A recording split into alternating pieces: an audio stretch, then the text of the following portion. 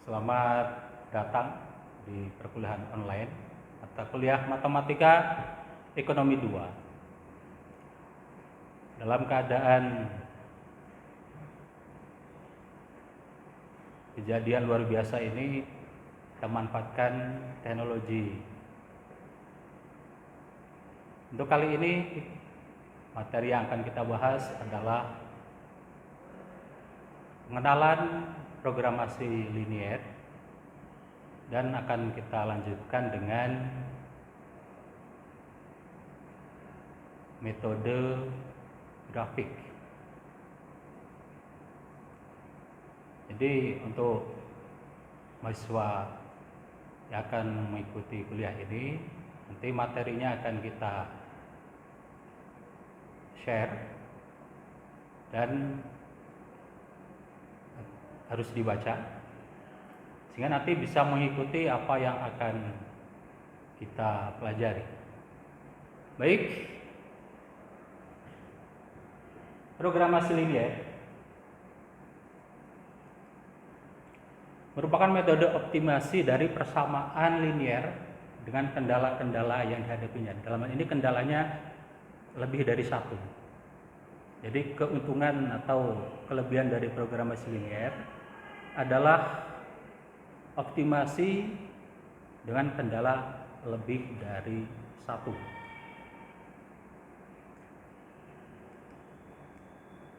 Nah, fungsi linier yang akan kita cari nilai optimumnya itu nanti dinamakan fungsi tujuan.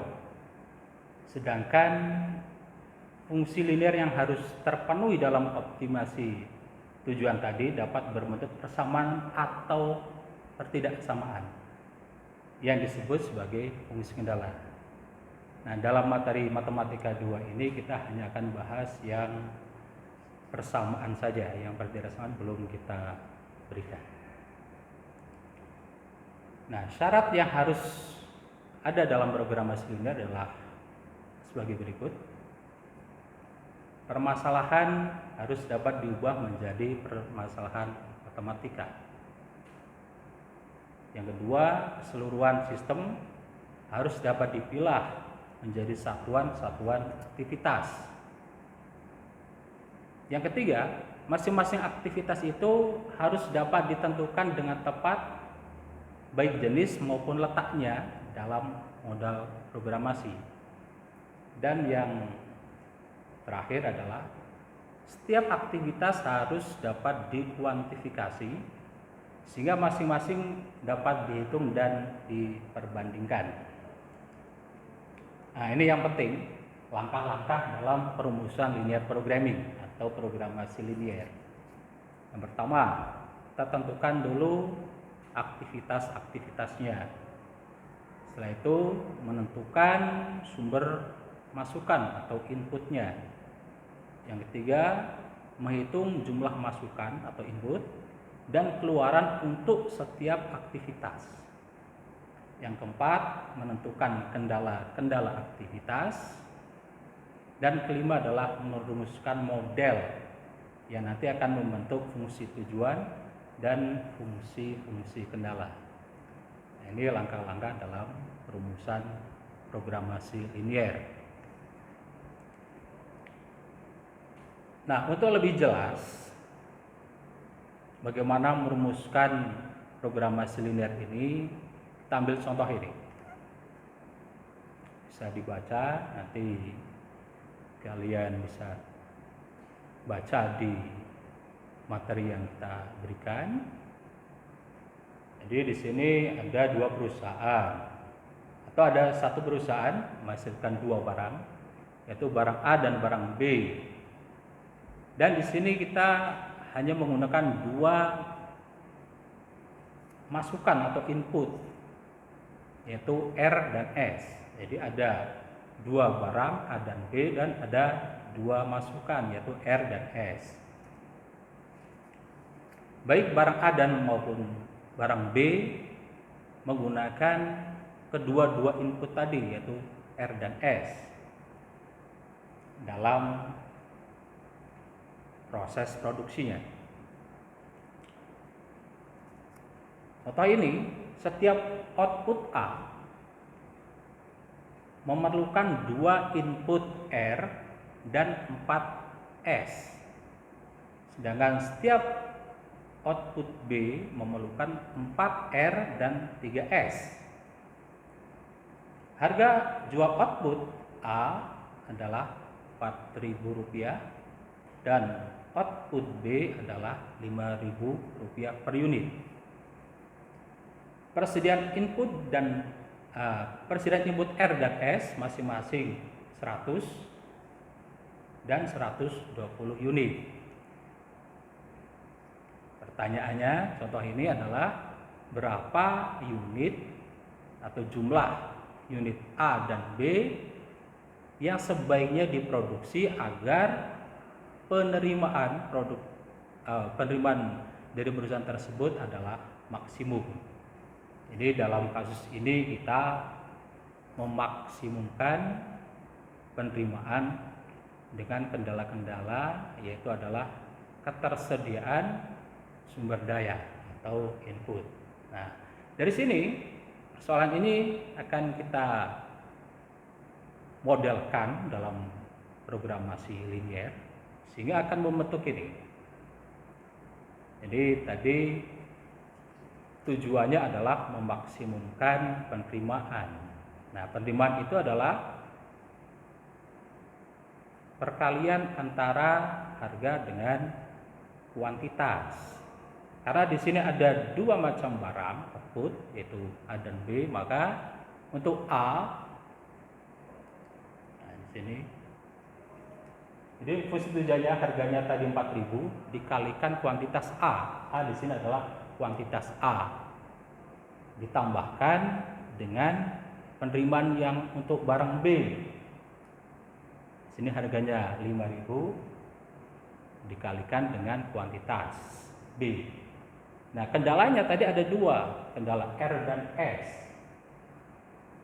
Tadi untuk output A memerlukan 2R.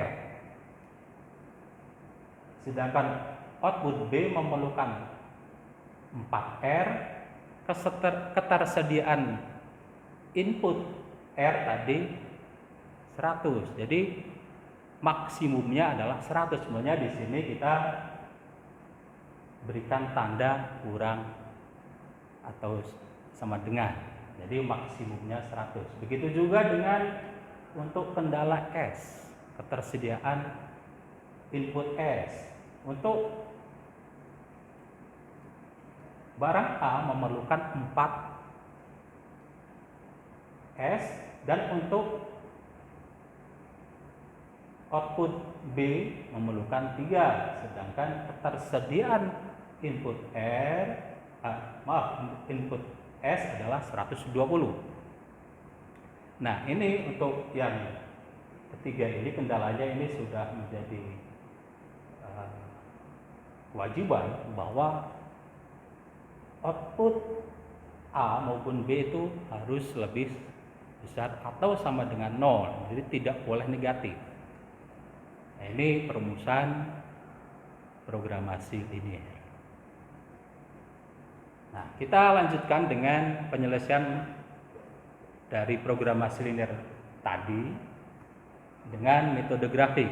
Ada beberapa metode sebenarnya dalam penyelesaian metode atau programasi linear ini. Yang pertama metode grafik, tapi ada kelemahan.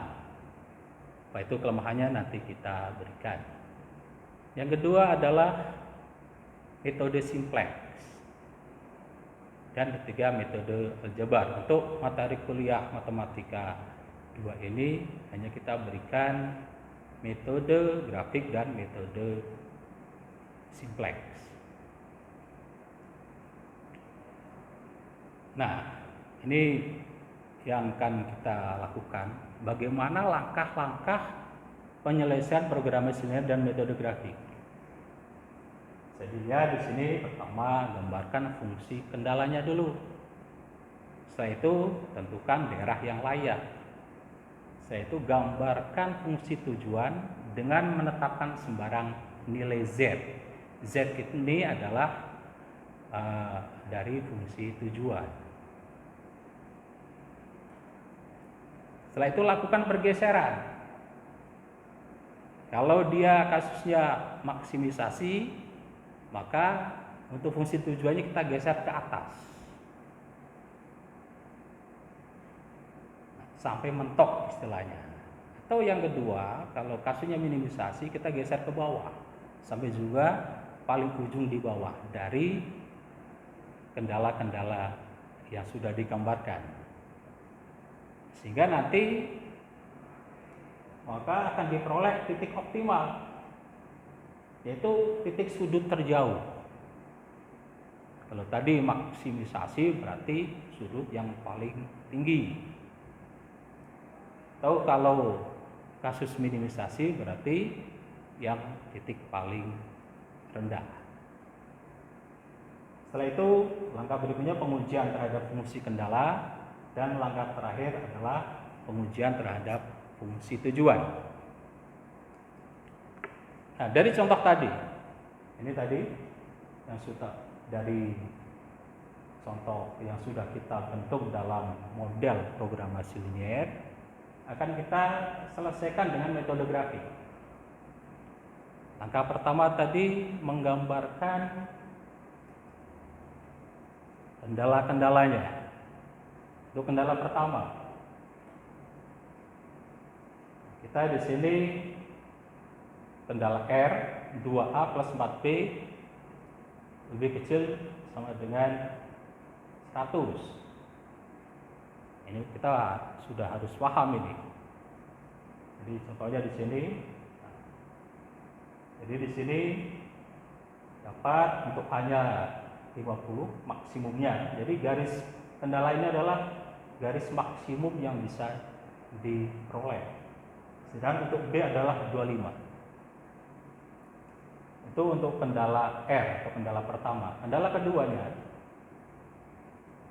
kendala S 4A plus 3B kurang dari sama dengan 120. Nah, kita di sini dalam menggambarkan fungsi kendala kita tetapkan sama dengannya saja dulu. Sama dengannya saja dulu, sehingga akan dibentuk garis ini. Ini. Jadi untuk kendala S adalah garisnya seperti ini. Jadi, nah ini saya jelaskan sedikit. Kalau kita hanya akan memperoleh A saja, B-nya berarti 0. Jadi di sini hanya umumnya di yang horizontal, sedangkan B itu yang vertikal.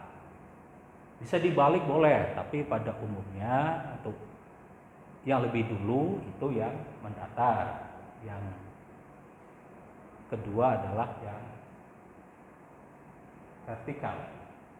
Jadi kalau kita hanya membeli di sini, membeli input katakanlah di sini. Ya, kalau input A saja berarti B-nya 0. Sehingga diperoleh 120 sama dengan 4A, sehingga A-nya dapat 30. Begitu juga kalau kita hanya menginginkan B saja, maka A-nya 0. Sehingga diperoleh 3B sama dengan 120. Maka diperoleh B-nya 40. Nah, selanjutnya, dalam penggambaran ini masalah, ini saya garis-garis seperti ini menunjukkan bahwa skalanya itu harus tepat. Dalam metode grafik, skala itu penting, itu harus tepat.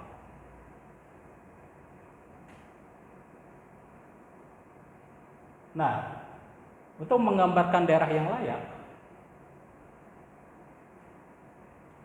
jadi untuk R karena lebih kecil sama dengan, maka dia daerah layaknya adalah yang di bawah garis, sehingga kita arsir yang di bawah garis.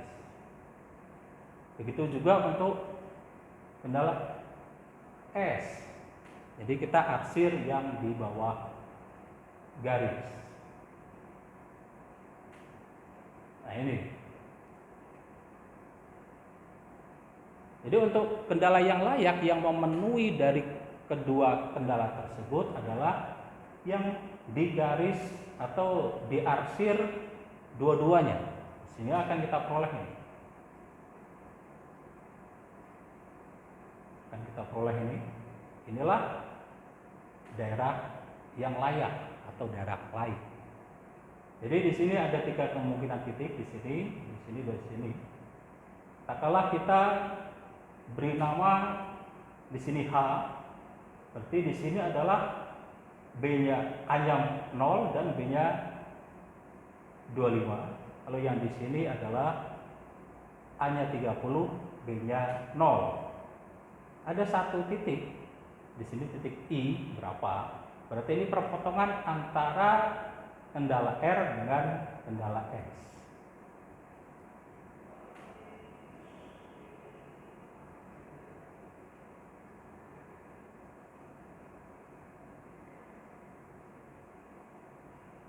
Nah, di sini tadi langkah setelah kita menentukan titik-titik kemungkinan, kita akan memberi nilai sembarang Z. Kenapa tujuannya kita beri nilai sembarang Z? Jadi contohnya misalkan Z-nya adalah fungsinya, maksimisasi Z. Jadi kita berikan nilai sembarang Z. Contoh di sini kita masukkan nilai 120.000. Jadi gambarnya ini. Karena di sini tujuannya adalah memaksimumkan Z, garis ini yang kita beri Z-nya itu adalah nilai sembarang, katakanlah 120.000 ini, kita akan geser ke atas dalam kasus maksimisasi. Nanti dari ketiga kemungkinan titik ini, titik H, titik I, dan titik J, maka titik yang terakhir akan disinggung oleh fungsi tujuan ini, itulah titik optimumnya. Jadi secara grafis seperti ini bisa kita lihat bahwa kalau kita geser ke atas terus, maka yang terakhir disinggung di daerah yang layak ini adalah titik I.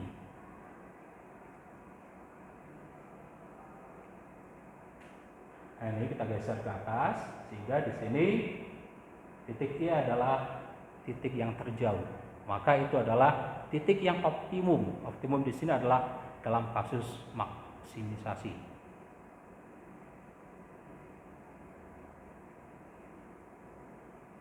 Nah, titik I adalah perpotongan tadi. Kita lihat dulu. Titik I adalah perpotongan antara kendala R dan kendala S. Sehingga dengan metode substitusi ini kita akan peroleh nilai B yang optimum adalah 16, sedangkan titik atau jumlah output A yang optimum adalah 18. Sehingga titiknya di titik I adalah 18 dan 16. Yang duluan adalah kita sebut adalah A. A-nya 18, B-nya adalah 16.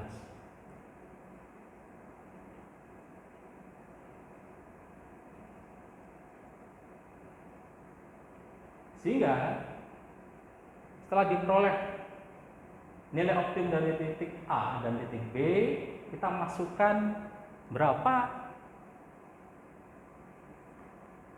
nilai tujuan yang optimum. Sehingga kita masukkan di sini dari fungsi tujuan, maka diperoleh bahwa penerimaan yang maksimum adalah 152.000.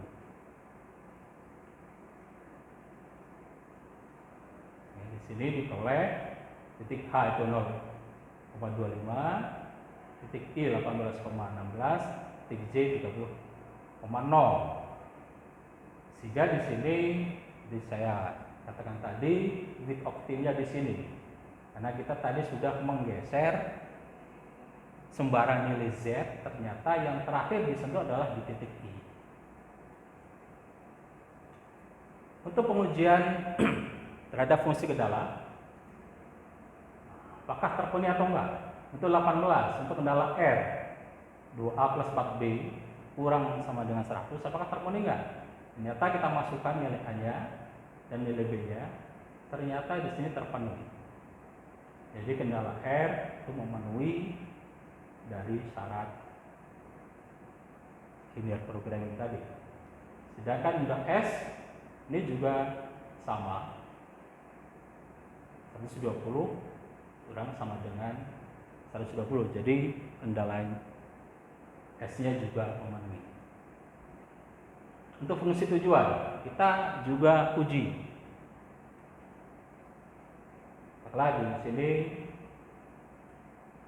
kalau titik A, fungsi tujuannya adalah maksimisasi. Jadi kita masukkan tadi 3 kemungkinan titik tadi. Katakanlah di sini yang pertama di titik H 0,25, A-nya 0, B-nya 25. Ini kita masukkan di titik H, ternyata hanya 125.000.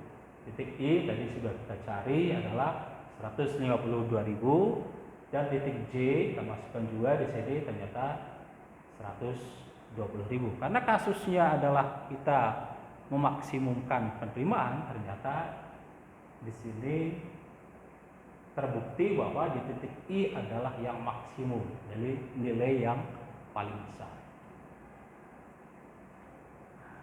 Kenapa kita perlu menentukan nilai sembarang Z, katakanlah tadi, dalam fungsi tujuan untuk menentukan apakah dia optimum atau tidak. Kita di sini misalnya, tadi kita Z-nya adalah ini fungsi tujuan mula-mula. Kita misalkan ini mula-mula.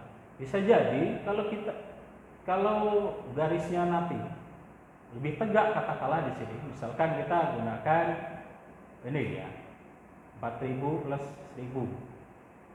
Ternyata di sini titik optimumnya justru D, karena dia lebih tegak. Maka dia kalau kita geser terus, ternyata dia akan berada di titik J. Atau kalau misalkan fungsi kendala fungsi tujuan yang lain yang lebih datar, nah ini ternyata jadi kita yang garis ini Z, katakanlah 1000A plus 3000B, kita geser ke atas terus, ternyata di sini yang terakhir disentuh adalah di titik H.